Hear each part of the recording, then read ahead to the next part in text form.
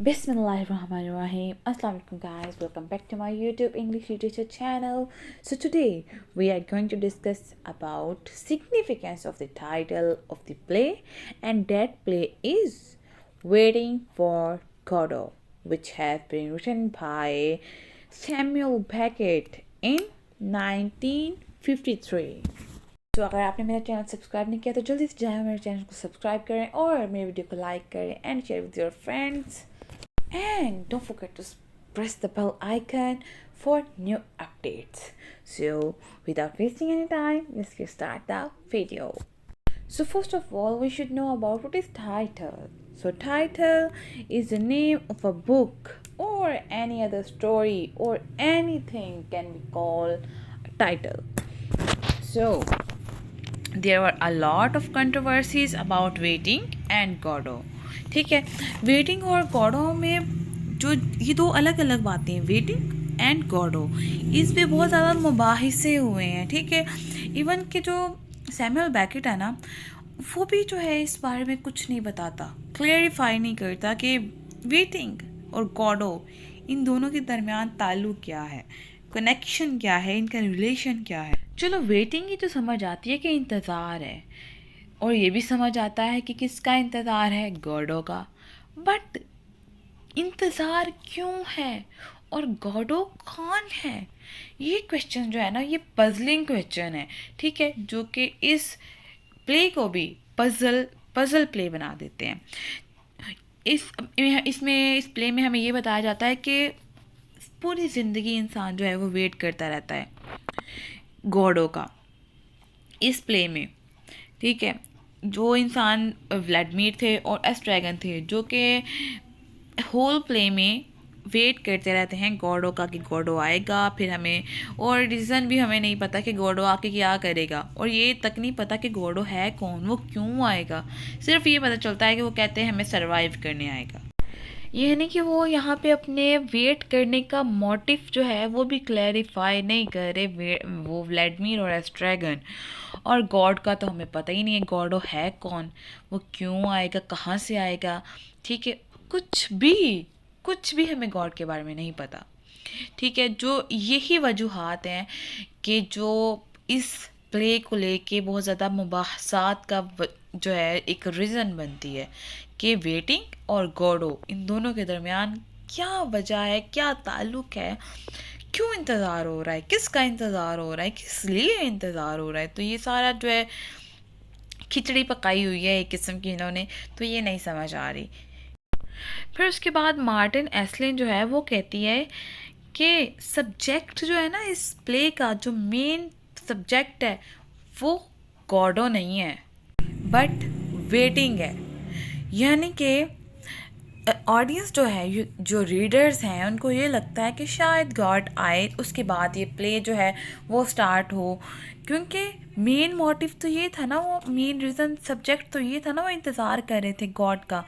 इंतज़ार main motive था according to Martin एस्लिन, कि वो इंतज़ार कर रहे हैं. और ऑडियंस को भी यही लगता है कि शायद जब इंतज़ार इनका ख़त्म हो, गॉडो आए, तो फिर ये प्ले जो है, ये इसका जो मेन रीज़न है वो पता चल सके, इस प्ले का इंटरवल हो सके.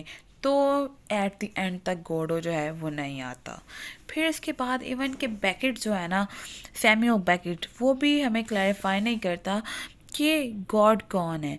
जब उससे पूछा जा रहा होता है ना कि गॉड कौन है और किसके लिए वेटिंग कर रहे हैं, तब वो कहता है कि if I knew I would have said so in this play, कि अगर उसे पता होता तो ज़रूर इस प्ले में उसको क्लैरिफाई कर देता कि गॉड है कौन. इस प्ले का जो फर्स्ट वर्जन है वो वेटिंग कहलाता है. ठीक है, और इसके बारे में कहा जाता है, जो वर्ड है गॉडो, कि ये ड्राइव किया गया है इंग्लिश के वर्ड गॉड से, और जो यू वर्ड है, गॉड ओ वर्ड है, वो ड्राइव किया गया है एक फ्रेंच वर्ड से जिसका मतलब होता है वाटर. ठीक है, लेकिन ये भी कोई मतलब श्योर चीज़ नहीं है, इसमें भी बहुत ज़्यादा जो है सस्पेंस, डाउट पाया जाता है. इसी पे केनर जो है, केनर कहता है कि ये जो थ्योरी है गोडो वेटिंग वाली, ये उसको अपने सैटिसन सेंटर थ्योरी से कनेक्ट करता है, जिसमें एक कैरेक्टर था गार्डियन। ये गोडो कहता है कि उस गार्डियन कैरेक्टर से थोड़ा रिलेट करता है। जो इसकी ये थ्योरी थी सैटिसन सेंटर थ्योरी, इसमें जो कैरेक्टर था ना गार्डियन, ये भी एक छोड़ गया था, ठीक है, ये चला गया था, इस कैरेक्टर का इंट्रोडक्शन ही नहीं हुआ एंड तक। और लोग जो थे, इसके जो फ्रेंड्स थे, वो पूरे प्ले में throughout the story, whole story, इस कैरेक्टर का वेट करते रहे, बट वो नहीं आया। सो दैट्स वाई इसको गॉडो के कैरेक्टर को इस गार्डियन के साथ भी रिलेट किया जाता है। फिर मार्टिन एसलिन का एक और व्यू है इसके बारे में कि ये टाइटल शायद ये वेटिंग फॉर लेफ्टी से लिया गया हो, जिसमें एक कैरेक्टर ऑर्डर था, उसका भी होल कैरेक्टर होल स्टोरी में वेट किया जाता है। तो शायद कहती है कि शायद इसका जो कैरेक्टर है गॉडो का, वो वेटिंग फॉर लेफ्टी एक प्ले है उससे लिया गया हो, या फिर कॉमर के एक प्ले से लिया गया हो वेटिंग फॉर नथिंग, क्योंकि गॉडो भी क्या है according to Samuel Beckett nothing है, ठीक है। तो शायद ये कहती है कि वेटिंग फॉर नथिंग से लिया गया हो, जो कि कॉमर का एक प्ले है। अब ये जो प्ले है ना, ये डायरेक्टली रिलेट करता है बॉर्डम से। ये बॉर्डर वर्ड नहीं है, बॉर्डम है, सॉरी मिस्टेक हो गई है। मतलब बोर लाइफ, उकताई हुई लाइफ, बॉर्डम से, वेटिंग से और नथिंगनेस से। यानी कि इसमें जो कैरेक्टर्स हैं व्लादिमीर और एस्ट्रैगन, वो सफरिंग में हैं।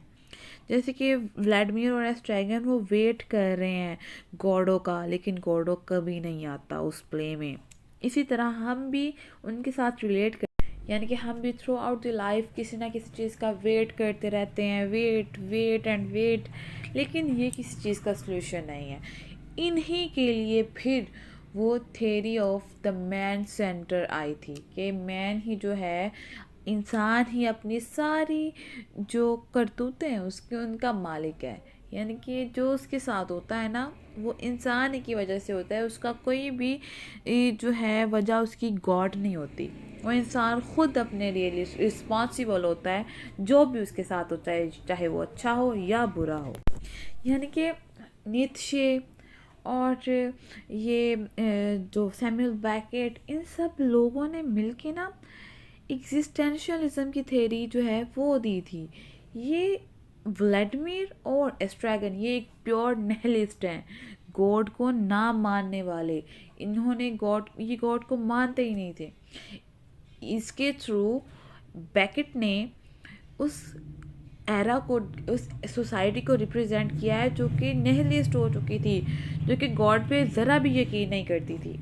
वो चाहती थी कि हमारी कोई मदद करे, ठीक है, लेकिन उनको बिलीफ नहीं था गॉड पे। यानी कि जैसे कि एस्ट्रैगन और व्लादिमीर का दिखाया गया है कि ये भी किसी चीज़ का वेट कर रहे हैं, किसी आदमी का, या शायद किसी चीज़ का, या मौत का, या किसी शख्स का, ठीक है। ये क्लैरिफाई नहीं है कि हु इज़ गॉडो। सिर्फ इस बात को बताने के लिए कि गॉड कभी नहीं आएगा, तुम खुद ही अपने जो आप लोगों के प्रॉब्लम्स हैं उनको सॉर्ट आउट करोगे। एस्ट्रैगन और व्लादिमीर ने 90 मिनट्स इसी बात को प्रूफ करने में इन फ्रंट ऑफ ऑडियंस लगा दिए स्टेज पे। उन्होंने 90 मिनट का ये प्ले परफॉर्म किया, जो कि सिर्फ ये बताता है कि गॉड वुड नेवर कम, कि जो गॉड है वो कभी नहीं आएगा। और दूसरे सेंस में जो है, ये टाइटल इस तरह भी रिलेट करता है ये स्टोरी से कि जब हम वेट करते हैं ना किसी चीज़ का, या किसी शख्स का, या किसी भी किस्म की कोई भी ऑब्जेक्ट का, तो क्या होता है, हम चाहते हैं कि हमें इसका पॉजिटिव रिस्पॉन्स मिले, हमें इसका रिवॉर्ड मिले। लेकिन ये जो टाइटल है इस प्ले का, ये मीनिंगलेसनेस दिखाता है कि वो वेटिंग जो वो व्लादिमीर और एस्ट्रैगन कर रहे थे उसका कोई मतलब नहीं था। गॉड ने कभी नहीं आना था, वो गॉडो कभी नहीं आएगा, ना कभी उसने आना था। वो है या नहीं, ये एक एरर है, ये एक ट्रुथ है कि गॉड है, लेकिन इस ट्रुथ में भी एक एरर है। ये एक सब्जेक्टिव है, हो भी सकता है, नहीं भी हो सकता। दैट्स वाई उनकी जो वेटिंग थी फॉर गॉडो, ये मीनिंगलेसनेस, नथिंगनेसनेस दिखाती है। ठीक है, तो इसी के साथ हमारी आज की वीडियो एंड होती है। I hope you all guys enjoyed it. दुआ में याद रखिएगा। अल्लाह हाफिज़।